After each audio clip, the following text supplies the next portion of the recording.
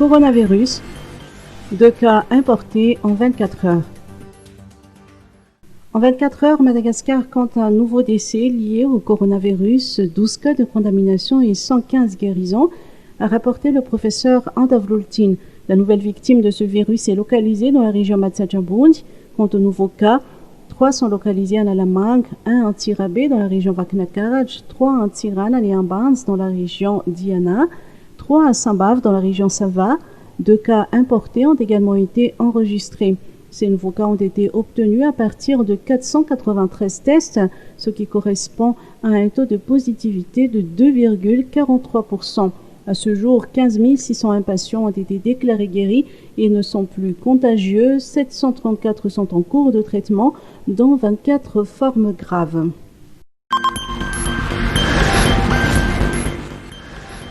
Mesures sanitaires, fin du couvre-feu et reprise des activités sportives. Le président de la République a annoncé hier une nouvelle série d'allègements des mesures dans le cadre de la lutte contre le coronavirus et l'état d'urgence sanitaire. C'était lors de son intervention télévisée et radiophonique bimensuelle qui, cette fois-ci, provenait du Fouctin de Béron, commune rurale d'Ankariej, une zone frontalière entre le district de Tolaniaj et d'Ambrosaretsim. Parmi les points marquants de ces mesures figure la fin du couvre-feu dès aujourd'hui sur l'ensemble du territoire ainsi que la reprise des activités sportives. En revanche, le regroupement de plus de 200 personnes demeure interdit. Le port de masque est obligatoire au même titre que le respect des mesures sanitaires et d'hygiène. Tous les transports des zones régionales et nationales ainsi que les vols intérieurs reprennent. Toutefois, les passagers des transports aériens devront subir des tests PCR 48 heures avant leur départ. Comme la lutte contre le coronavirus continue, il n'y aura pas de cérémonie officielle pour célébrer les 60 ans d'indépendance de Madagascar le 14 octobre prochain, a indiqué le chef de l'État. Il a ajouté que pour l'instant, c'est la lutte contre le kéri dans le sud qui est importante. Mais au moins une visite dans la ville natale de Filbert Tsiran, premier président de la Première République, est prévue le 14 octobre. Le président Andraduel a annoncé qu'il reviendra dans le sud du pays d'ici une quinzaine de jours pour la mise en place de stratégies de lutte contre l'insécurité alimentaire. En attendant, les personnes atteintes de malnutrition seront prises en charge au niveau des centres de réhabilitation nutritionnelle et intensive. Sur un tout autre sujet, le président de la République a annoncé le début des travaux de réhabilitation de la route nationale numéro 13 reliant Yous à Tolaniar, au plus tard au début de l'année prochaine. Démarrage du CRAM. Les employés proposent 3 solutions. La société d'État CRAM se trouve toujours dans une situation difficile et à la recherche de financement pour le démarrage de ses activités. Ce matin, lors d'une rencontre avec Fitina Vravoukat, ministre des Mines, les employés ont avancé des solutions aux problèmes qui durent depuis 15 mois.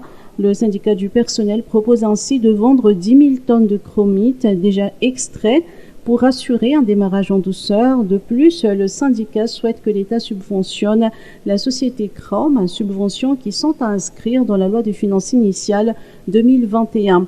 Par ailleurs, les employés réitèrent leur mécontentement devant l'inertie du directeur général et continuent à demander son remplacement. Journée mondiale des enseignants, l'appel des enseignants. La célébration de la Journée mondiale des enseignants a été célébrée ce jour sous le thème de « Enseignants, vous êtes les leaders en temps de crise et façonneurs de l'avenir ». À l'instar de nombreux autres pays, Madagascar a également marqué cette journée à travers le CONAMEPT, ou Coalition nationale malagasy pour l'éducation pour tous. C'est le 6 octobre 1993 que l'UNESCO a inauguré la première Journée mondiale des enseignants, dans le but de les supporter, de les encourager, mais aussi de les remercier. En même temps, de faire un plaidoyer pour leurs conditions, les conditions sine qua non pour l'atteinte de leur objectif, c'est d'enseigner et de donner une meilleure éducation, meilleure qualité pour les enfants. En ce qui concerne les conditions des enseignants à Madagascar, ils ne sont pas écartés, comme tous les enseignants du monde entier, de la Covid-19. Particulièrement, les sécurités, la mise en place des mesures barrières. Pour ce faire donc, nous pensons que le ministère, l'État, le gouvernement est en pleine réflexion pour assurer la condition de sine qua non pour le retour des enseignants en classe.